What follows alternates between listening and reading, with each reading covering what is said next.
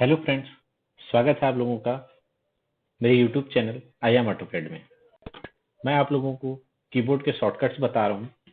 उन शॉर्टकट्स में आप स्क्रीन मैनेजमेंट और टॉगल ऑप्शंस का यूज़ कर सकते हैं।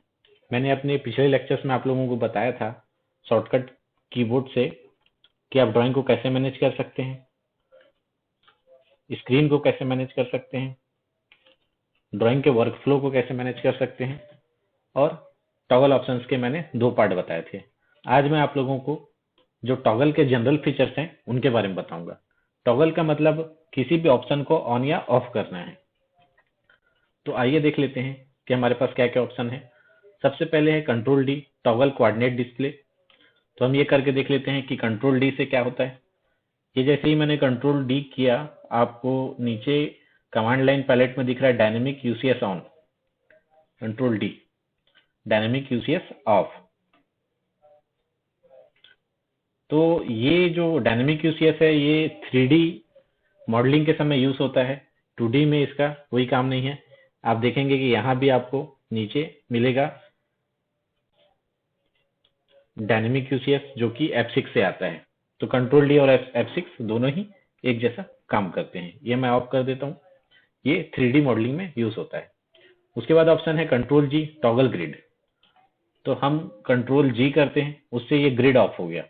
या फिर आप फंक्शन के या फिर आप F8 यूज कर सकते हैं ऑन करने के लिए। F7 यूज कर सकते हैं, सॉरी, F7 से ये वापस से ऑन हो जाता है। तो ग्रिड को डिस्प्ले करने के लिए आप या तो कंट्रोल जी कर सकते हैं या तो F7 भी यूज कर सकते हैं। मैंने अपने पिछले लेक्चर में ग्रिड का सेटिंग्स आपको बता दिया था कि ग्रिड लाइंस क्या होती है। मैं एक बार और बता देता हूँ। यहाँ पे ये जो हमारी पीछे की जो लाइंस दिख रही हैं ये ग्रिड लाइन कहलाती हैं, और ये जो ज्यादा ब्राइटर लाइन है इन्हें कहते हैं मेजर लाइंस। इसको आप अपने हिसाब से सेट कर सकते हैं कि आपको एक मेजर लाइन और दूसरे मेजर लाइन के बीच में कितने नंबर ऑफ बॉक्सेस चाहिए और एक बॉक्स का क्या डिस्टेंस होना चाहिए एक्स और वाई में।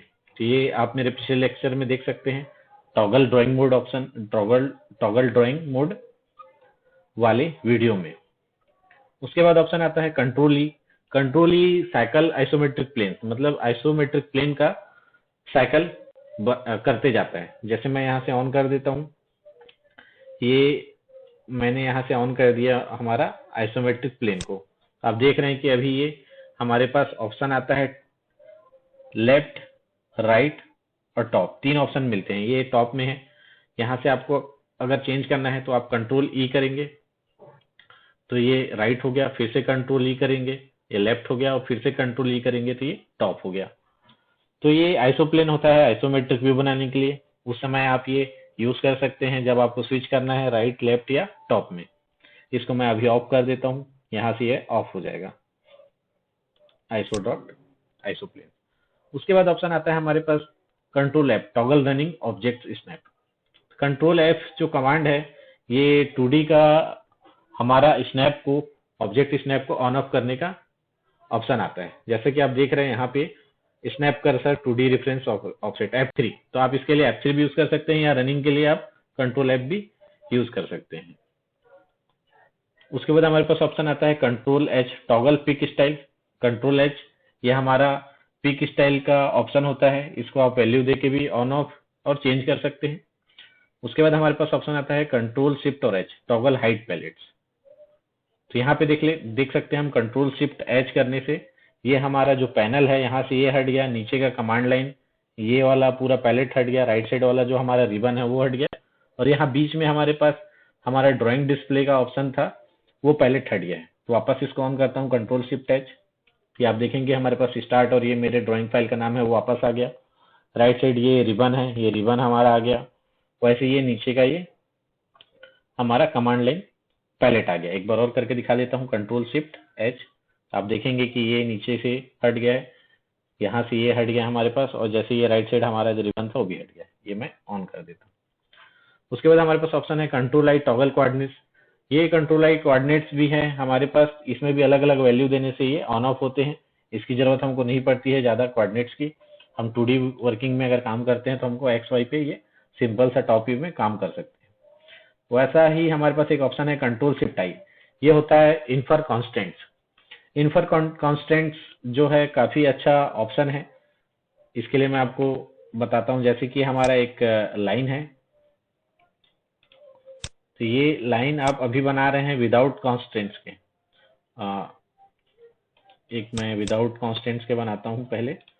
यहाँ पे ये एल एंटर करने के बाद ये मैंने लाइन बना ली।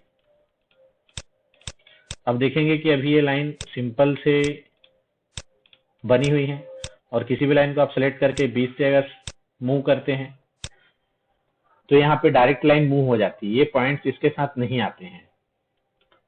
तो उसके लिए एक बहुत ही अच्छा कमांड हमारे पास है इन्फर कॉन्स्टेंट्स का। अगर इसको हम ऑन करके बनाते हैं तो लाइन कैसे बनेगी ये आप देख लीजिए। इसके लिए आपको शॉर्टकट की कंट्रोल शिफ्ट आई है, तो यहाँ पे कांस्टेंट ऑन हो गया, ये वाला जो दिख रहा है ऐसा, देखो कंट्रोल शिफ्ट आई करता हूं मैं, ये ऑफ हो गया और ये ऑन हो गया।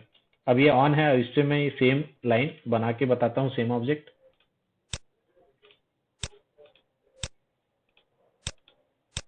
तो इस टाइप से मैंने सेम ऑब्जेक्ट बना लिया, लेकिन आपको इसके साथ दिख रहा होगा कि यहाँ पे कांस्टेंट साथ में ऐड कर दिया है।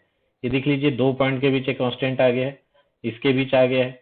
अब इसको मैं सेलेक्ट करके मूव करता हूँ, बीच वाले पॉइंट को, सेंटर वाले पॉइंट को पकड़ के ये मैं स्लाइड किया। आप स्लाइड करते आप देखेंगे कि इसके साथ साथ सेम एंगल में ये पूरा पूरा एक साथ मूव हो रहा है।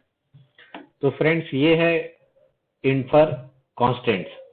इन्फर कॉन्स्टेंट्स के साथ आप काम करेंगे तो आपको ये फायदा मिल जाएगा एक। तो आप इस तरीके से टॉगल जनरल फीचर्स ऑप्शंस जो हैं वो यूज कर सकते हैं अपने ड्राइंग बनाते समय। काफी आसान है ये, आपको आपके वर्क के लिए बहुत ही इजी वे में ड्राइंग को फास्ट बनाने के लिए यूज में आएंगे। तो फ्रेंड्स, आगे के वीडियो को देखने के लिए आप मेरा YouTube channel IM AutoCAD subscribe कर लीजिए और बेल आइकॉन बटन को प्रेस कर लीजिए, जिससे आपको मेरे नए वीडियो के नोटिफिकेशन मिलते रहें।